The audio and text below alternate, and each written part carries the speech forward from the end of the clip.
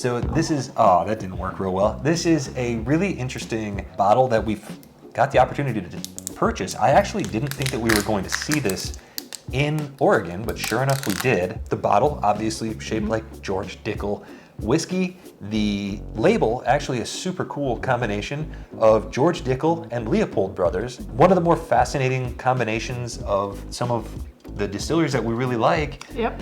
Totally unexpected, and it says inaugural release on it. It's collaboration series, which makes me even more excited thinking there'll be more of these down the road. I hope so. I hope so too. Well, we think Well, we hope hopefully so. I hope so. Let's see. George Dickel Rye whiskey, which you don't really see much of on the shelf. George Dickel Rye, as a matter of fact, their normal rye that you see on the shelf is a 5 years aged MGP product. And then the other brand on here, Leopold Brothers, who we love their 5-year bottled and bond bourbon, and their 3-chamber rye is well celebrated out there. We've seen it for around $250 on shelves, which is why it's not on this shelf. You've got Dickel with their column still, Leopold Brothers with their 3-chamber rye. So this is a 100 proof rye, part Leopold Brothers, part Dickel. We don't know what part or how much or anything like that, but we were interested enough. We wanted to do a tasting for this, and by the way, not a super cheap bottle. $107.95. Oregon doesn't have sales tax, so that's exactly what we paid for it. I don't know if that's a good deal or not. We're gonna have to try this and find out. Oh, it's good. It had a little smokiness Yeah, inside. pretty good. How about that? If you're wondering where you've seen it before, all the Dickel bottles generally have this shape except for the 9-year and some of the single barrels and things like that. We like their rye. We keep it on the shelf because it's $20-ish. It's MGP, it's 5 years aged, and it tastes good. It's good for mixing, and we think it's a good value. These other bottles from Dickel, the higher the proof, the more well aged, the more we like them. And now we're gonna get into this one here at $107.95, easily the most expensive Dickel bottle that we've ever purchased. Yeah. I mean, we are Dickel fans. Yep. We're fans of Leopold Brothers. Absolutely. Taking a chance. And let's be absolutely clear, we are huge fans of Nicole Austin, and we have great faith that anything that she produces is going to be fantastic. And now I think it's time for us to find out. Ooh. It's pretty exciting on the nose. It's a very nice nose. There's a lot of sweet elements in there. It's almost a little herbal, like almost like a bunch of like dark tea spices mixed in. There's a little bit of caramel there. There's some fruit. I'm having a little bit of trouble identifying the fruit, but it's nice. The balance on this is really interesting. Cheers. Let's do it. Cheers, everyone. There's an intensity there. It is intense. The Dickelness, am I allowed to say Dickelness? I don't know why you wouldn't. The Dickelness does shine through a little bit on that first You think? sip. Mm-hmm. Wow. For sure. There's a little bit of a limestoniness. There's a little like vitamininess that I'm getting on just the first sip. It's showing up a little bit on the finish for me, but what I got right off the bat is citrusy, mouth-wateringly flavorful. I mean, it's huge flavors, and I want to sit with it because there seems to be a lot happening here. I will say off the jump, what you expect from a bottle of this price, you're getting it in complexity. There's a ton happening here, and like you said, that minerality, it's showing up more and more on the finish here. Not in an unpleasant way, very well balanced. I can already tell there's something that I'm gonna need to chew through here, right? Yeah. There's a lot of complexity that I'm gonna have to kind of work through that I think will come through in the later sips. Yeah, I completely agree. A little bit of cinnamon there. Yep. Nice oak presence. Almost a creaminess there. I completely agree. You know, there's an interesting caramel apple, but specifically a green apple. The tartness of it, which is a combination I really, really like, and I don't get it much, if ever, on whiskey. So it's an interesting experience here. I'm impressed with it. I think $107 for a rye, especially a blend, is something that wouldn't usually appeal to me, but I think the balance here and that tanginess just keeps going on and making it really unique.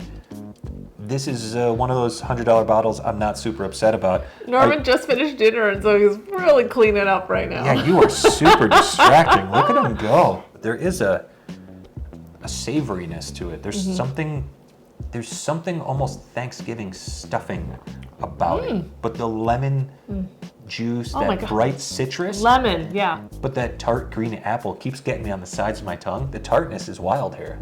Here's the thing. I'm very familiar about Dickel, but Leopold Brothers eludes me just a bit. We have a bottle, but we don't drink it very often. Yeah.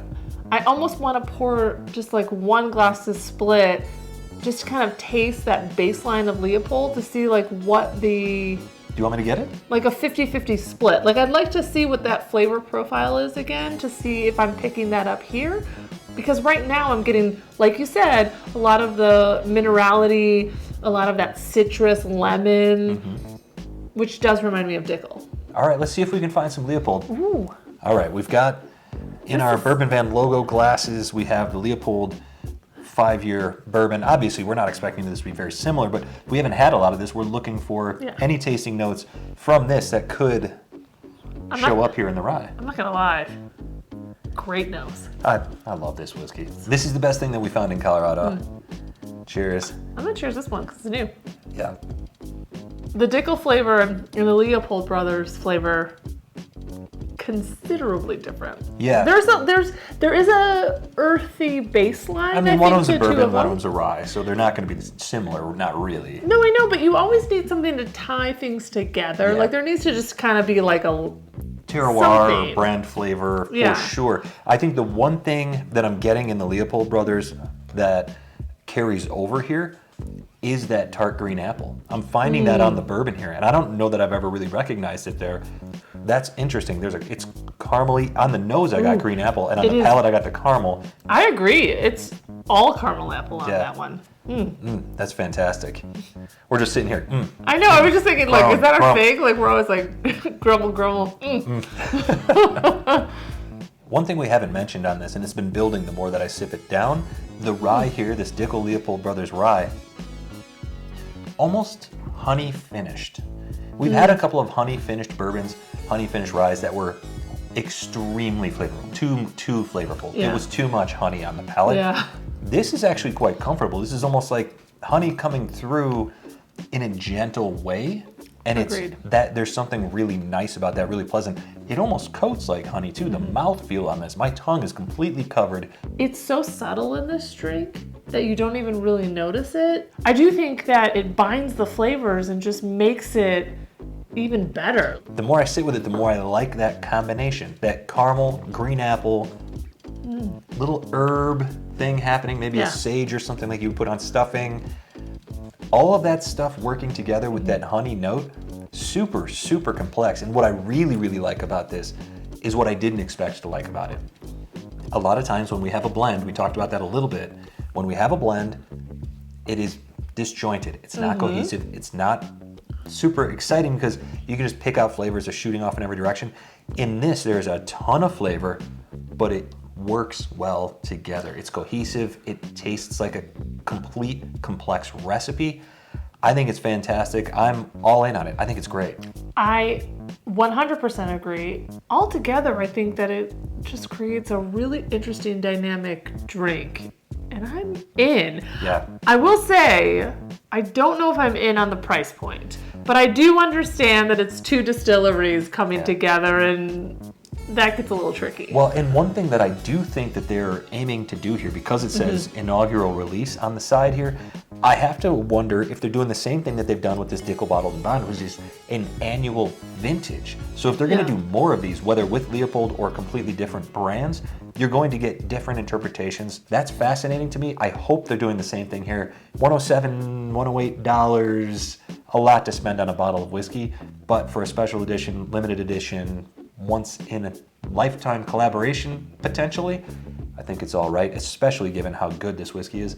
I really, really like it. At the end of the day, I liked this drink. Well done, Dickel. Well done, Leopold Brothers. Nice combination, nice bottle. The price is, okay, whatever. It's a little bit high, but it's a very interesting, very unique bottle of whiskey that's also very enjoyable. So I think we're both all in. Let us know, have you tried this Dickel Leopold collaboration? And from wherever we are, To wherever you are. cheers. Cheers.